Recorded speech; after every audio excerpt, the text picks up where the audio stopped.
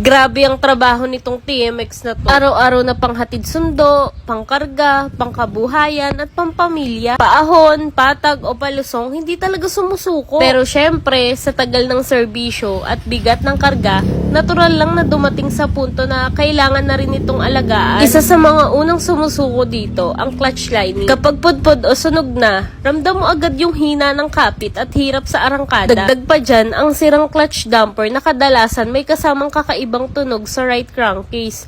Parang may lagutok tuwing magkakambyo ka. Kaya sa vlog na to, hindi lang tayo basta magpapalit ng pyesa. Ipapakita rin natin kung gaano kahalaga ang tamang maintenance, lalo na sa motor na araw-araw kumakayod. Imagine, 44,000 odo na tong TMX na to, pero tuloy pa rin sa serbisyo. Kung gamit na gamit din ang motor mo sa araw-araw, siguradong makaka-relate ka dito. Eto nga pala yung mga pyesa nating nabaklas. Yung castle nut niya, pinion gear clutch, plate, at mga special washer. Kailangan tandaan din kung saan ito nakakabit ha. Ito nga pala yung pinaka-importante, castle wrench. At syempre gamit nating mga tools ay impact wrench, 8mm socket, screw, vice grip na pangmalakasan na hiram lang sa kapitbahay, at screw. Dalawang screw nga pala yung ginamit namin para matanggal yung napakahigpit na tornilyo sa oil catch niya. At oo, required ding tanggalin ang tambucho, preno, at footrest. Eto nga pala yung clutch housing niya. Teka, hanap lang ako ng babaan. Ipapakita ko sa inyo na may alog talaga siya. Tingnan yung maigi ah. Eto yung nagkakos ng kakaibang ingay kapag kumakambyo tayo. Tingnan nyo. O diba nakita nyo may play na siya? Clutch damper palit talaga. Madali lang to. Pero bago yun, tingnan nyo yung bolts niya. First time talagang mabaklas. 44K odo na din ito, kaya siguro ganun na. Gaya nga ng intro ko kanina, naka-sidecar kasi ito, tapos daily ride talaga. Maalaga naman sa langis yung may-ari nito.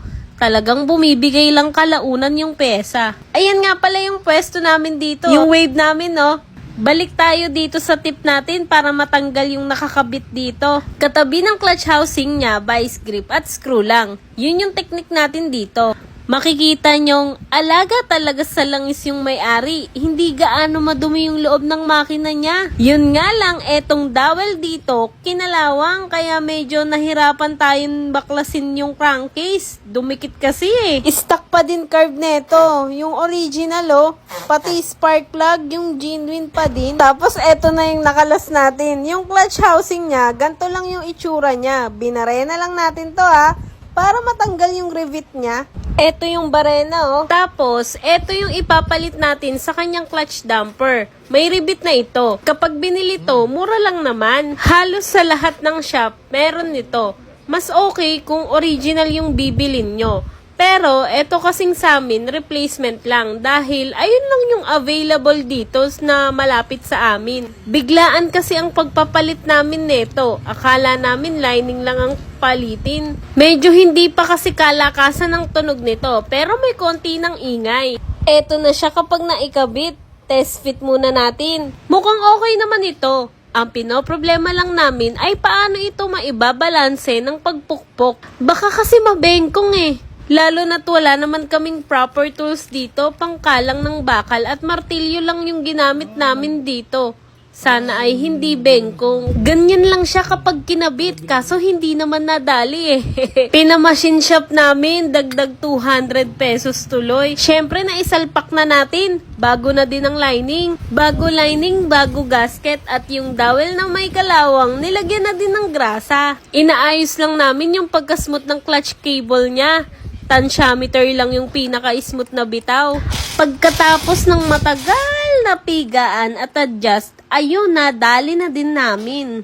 At ayan, dito, kinakabit na lang namin lahat ng binaklas kanina. Ayun, at naging ayos siya. Wala na ding ingay-ingay ang clutch damper. Sana lang at matibay kahit replacement ang nagamit. Yun lang, salamat! Ingat kayo sa biyahe, bye!